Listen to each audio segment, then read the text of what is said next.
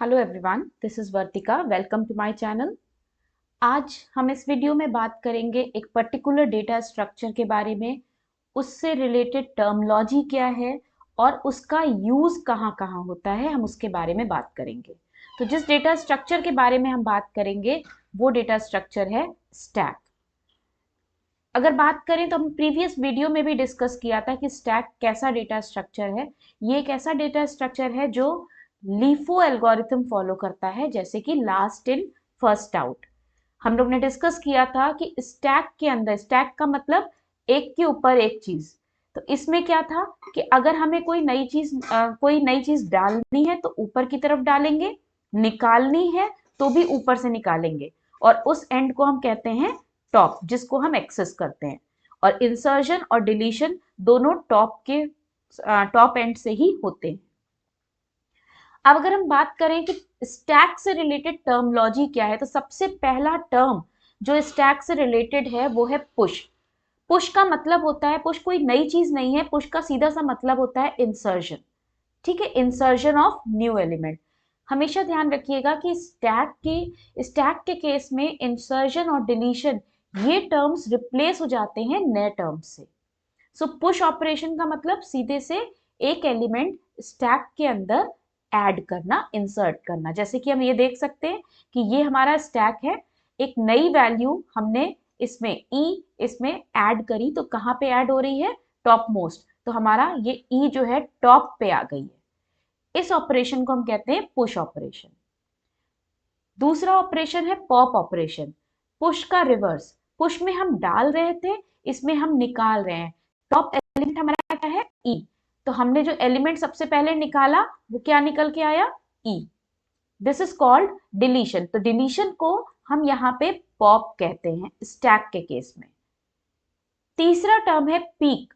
Peak का मतलब होता है ऑब्जर्व करना। ठीक है, रीड करना। रीड करना, रिमूव करना नहीं।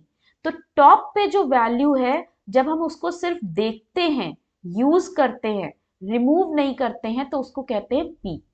तो पीक ऑपरेशन का मतलब inspecting the value at stack's top. Next क्या है? ओवरफ्लो। ओवरफ्लो एक कंडीशन होती है, एक सिचुएशन होती है कि जब आपका स्टैक पूरा भर चुका है।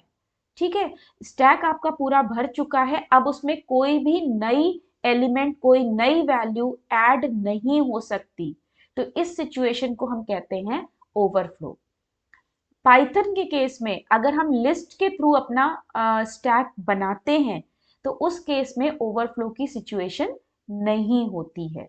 लेकिन अगर एरे के थ्रू बना रहे हैं तो एरे का एक फिक्स साइज होता है, इसलिए उसमें ओवरफ्लो की सिचुएशन आती है।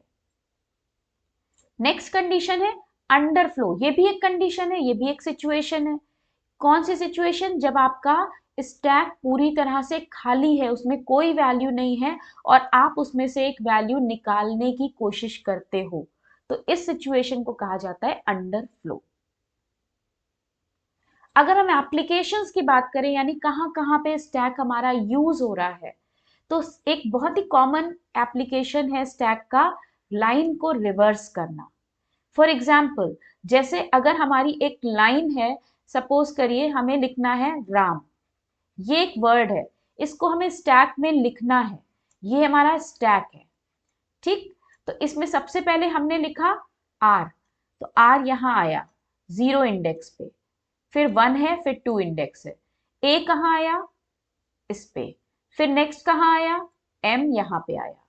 ये हमने क्या किए हैं? ऑपरेशन, पुश ऑपरेशन किया है। ठीक है, तो पुश ऑपरेशन हमने पहले आर को लिखा तो सबसे पहले आर, फिर ए को लिखा तो उसके ऊपर ए, फिर एम को लिखा उसके ऊपर एम। अब अगर हम, तो हमारा ये क्या हो गया? टॉप पोर्शन हो गया। अब जब हम निकालना शुरू करेंगे, पॉप करना शुरू करेंगे, तो यहां से शुरू करेंगे ना।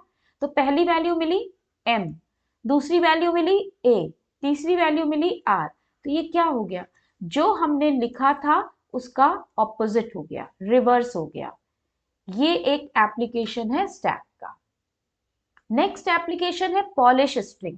पॉलिश स्ट्रिंग का मतलब होता है, कॉन्सेप्ट होता है कि जब हम किसी एक्सप्रेशन को लिखते हैं तो उसमें एक्सप्रेशन में क्या होते हैं? कुछ लिटरल्स या वेरिएबल्स होंगे और उनके बीच में कोई ना कोई ऑपरेटर लगा होगा, उनको कनेक्ट करने के लिए कोई ना कोई ऑपरेटर लगा होता है। ठीक है, तो ये लिखने का जो तरीका है इसको हम पॉलिश स्ट्रिंग बोलते हैं। 3 तरीके हैं। एक तरीका ये नॉर्मल वाला तरीका जिसमें हमारा ऑपरेटर बीच में लगा होता है ऑपरेंड्स के, इसको हम कहते हैं इनफिक्स। ये हमारा डेली यूज में हम लोग जब भी एक्सप्रेशन लिखते हैं तो ऐसे ही लिखते हैं। लेकिन अगर इसी ऑपरेटर को हम पीछे की तरफ शिफ्ट कर दें तो हमारा एक्सप्रेशन ऐसा बन गया, इसको कहते हैं पोस्ट फिक्स। और इसी ऑपरेटर को अगर पहले शिफ्ट कर दें तो ये बन जाता है प्रीफिक्स, यहाँ पे ये कहलाता है प्रीफिक्स। तो हमारे 3 तरीके के पॉलिश नोटेशंस होते हैं। अगर हमको इनफिक्स को पोस्ट फिक्स में कन्वर्ट करना है तो स्टैक की जरूरत पड़ेगी। पोस्ट फिक्स को आपको पोस्ट फिक्स दिया हुआ है, इसको इवैल्यूएट करना है यानी आंसर निकालना है तो भी आपको स्टैक की जरूरत पड़ती है। तो यानी पॉलिश नोटेशंस की भी जब पॉलिश स्ट्रिंग्स भी जब हम यूज करते हैं तो हमें स्टैक की जरूरत पड़ती है। ठीक है, सो इस वीडियो में हम लोग ने क्या क्या देखा, स्टैक, उससे रिलेटेड टर्मोलॉजी, उसके वेरियस एप्लीकेशंस। और भी बहुत से एप्लीकेशंस होते हैं स्टैक के, जैसे जब आप फंक्शन में वैल्यू पास करते हो, आर्ग्यूमेंट पास करते हो, तो वो भी स्टैक के थ्रू होता है। So with this we come to the end of this video. Please इस वीडियो को लाइक करिए और चैनल को सब्सक्राइब करिए, और नेक्स्ट वीडियो में हम स्टैक की कोडिंग करेंगे इन पाइथन। सो मिलते हैं नेक्स्ट वीडियो में। Till then, bye bye.